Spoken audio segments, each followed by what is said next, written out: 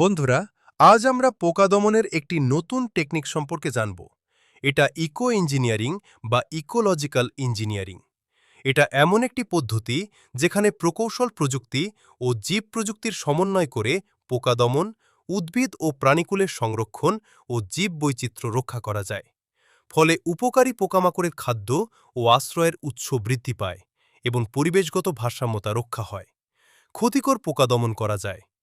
Rice ইকোসিস্টেমে ধানক্ষেতের আইলে পুষ্পমধু উৎপাদনকারী বিভিন্ন শাকসবজি, ফল ও ফুলের চাষ করে বিভিন্ন উপকারী পোকামাকড়ের আশ্রয় ও খাদ্যের উৎস তৈরি করার মাধ্যমে ক্ষতিকর পোকা নিয়ন্ত্রণের পদ্ধতিকে ইকো ইঞ্জিনিয়ারিং বলা হয়ে থাকে। আসুন দেখি কিভাবে এটি কাজ করে। যে আমাদের এই উপকারী পোকামাকড়গুলোকে সংরক্ষণ করতে হবে। আপনারা এই জমিটাতে আমরা 60 দিন হচ্ছে এখন চারা লাগানোর পরে এই 60 দিনে আমরা কোনো ধরনের পোকা মারানোর বিষ প্রয়োগ করি না। বিষ প্রয়োগ করি নেই কেন, কী কারণে? এই প্রথম দিকেই কিন্তু ওই ক্ষতিকর পোকা যখনই আসা শুরু করবে তখন এই উপকারী পোকামাকড়গুলো আসবে।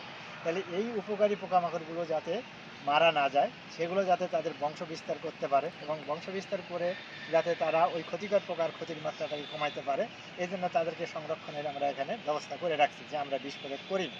তাহলে এই বিষ প্রয়োগ না করার ফলে কি হয়েছে, আপনার এখানে অনেক ধরনের উপকারী পোকা কিন্তু এসে গেছে। এই যে ধানের উপকারী পোকামাকড়গুলোকে সংরক্ষণের জন্য আমরা প্রথমেই 40 দিন পর্যন্ত আমরা কীটনাশক দেওয়া থেকে বিরত থাকছি। বিরত থাকার পরে আমরা দেখছি এখানে আমরা প্রতিনিয়ত আমরা মনিটরিং করি যে এখানে ক্ষতিকর পোকা আসলো কি না।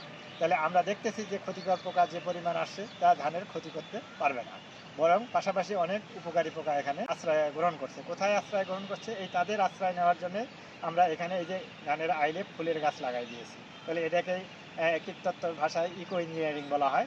এই ইকো ইঞ্জিনিয়ারিং পদ্ধতিতে এখানে আমরা গাঁদা, কসমস, সূর্যমুখী বিভিন্ন ফুলের গাছ চারা লাগাইছি এবং এই ফুল ফুটছে। এই ফুলগুলোতে অসংখ্য এরকম উপকারী পোকা তাদের ফুলের নেকটার খেয়ে তারা জীবন ধারণ করতেছে।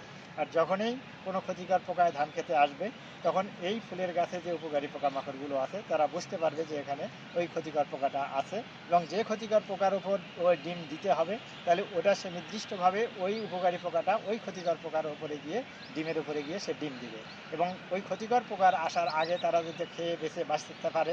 এই জন্য আমরা কীটনাশক ব্যবহার না করে এবার এই ফুলের চারা রোপণ করছে আইলে, যাতে এই আইলের মধ্যে উপকারী পোকামাকড় এই পুষ্প মধু অর্থাৎ ফুলের যে মধু থাকে সেই মধুটা খেয়ে আমাদের সেটা এখানে জীবন ধারণ করে বেঁচে থাকতে পারে।